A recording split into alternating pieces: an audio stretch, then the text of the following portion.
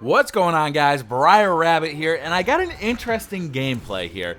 It is me running around in a free-for-all behind the entire match, and I happened to pull it out at the end by going on a bit of a streak, which included killing the guy who was in the lead about 3 times. It was a pretty fun gameplay. It was really exciting. I hope you guys enjoy it, and it actually relates to my topic for the day. So, in my opinion, there's 5 distinct phases to the Call of Duty cycle. Every year we get a new Call of Duty game, and the game kind of runs in these cycles with, to me, 5 different phases. The first phase is when the game's first released and everybody's discovering it and learning the levels and learning the weapons and the loadouts and the perks and all of that fun stuff. The second phase is when Christmas comes. We get an influx of new players, new Christmas noobs, and everybody who's had the game since the November launch just eats them for lunch, and it's an awful lot of fun for anybody who's been playing the game since its launch. Then we kind of get this slower, let's say late winter, spring phase where everybody's got a good handle on the game. Maybe we start seeing some patches, maybe we start seeing some DLC come out. You know, a lot of the stuff that we complained about being overpowered at the release of the game gets fixed at this point. And, you know, it's more of an informational, it's more of a perfecting the game kind of thing. Not only from the player base, but also from the developers. And this is where you start to see some of the newer players, some of the less, let's say, dedicated players dropping out of the Call of Duty environment. You know, they move on to another game. Some of them even move to older Call of Duty games, stuff that they enjoyed more. Then we get into the fourth phase. This is actually one of my favorite phases of Call of Duty.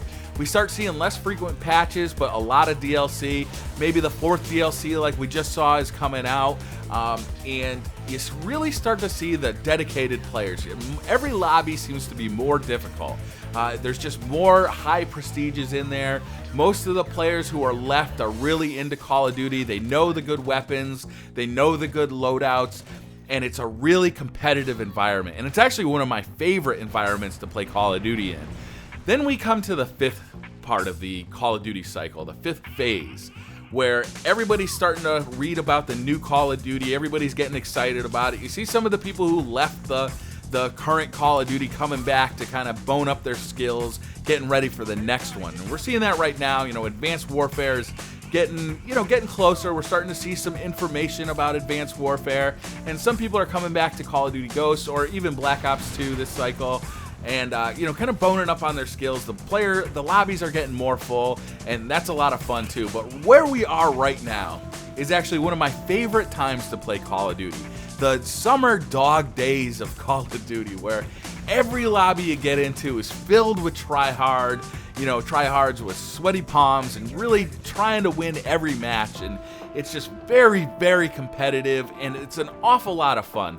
I really enjoy the August, dog days of Call of Duty. Especially if you've downloaded all the DLC, you'll really find yourself in lobbies that are just filled with really dedicated Call of Duty players. You can still find pretty easy lobbies if you decide to either delete your DLC or just not download the DLC at all. You're still going to find some new players who don't have the DLC.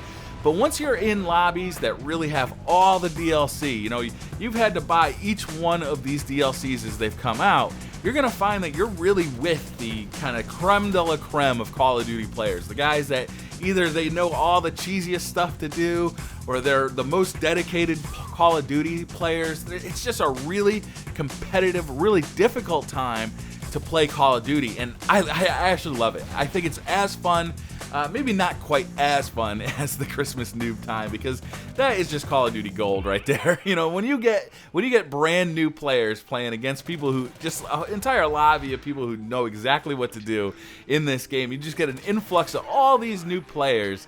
It's just a massacre, and it's an awful lot of fun. I actually feel bad for Christmas noobs because they just got this game. They can't wait to play. They've been hearing about it on YouTube. They've been reading about it in magazines. They couldn't afford it. They got it as a Christmas present. They pop it in, and they just get smashed. They just get absolutely creamed by all these guys who've been playing it for 2 months straight.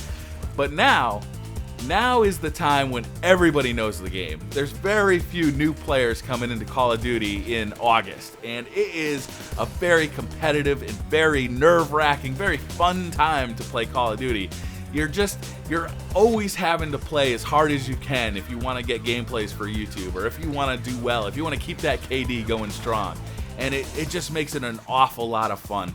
I think that the next season coming up, where we're really ramping up for Advanced Warfare, you're going to see a lot more players coming back to Call of Duty Ghosts. You know, you often see them coming back with Black Ops 2 or Modern Warfare 3. This was the same case.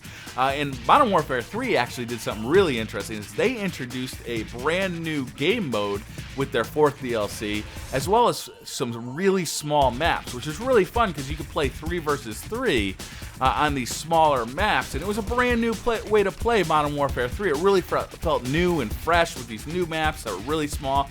Some of them had big sniper lanes. Some of them were just specifically made for like the MP7 and the submachine guns, and that was a lot of fun. But it is just it's just one of those things with Call of Duty, is being here for the summer months. You know, you also really get better at the game because you're forced to always be trying to outsmart people who know this game.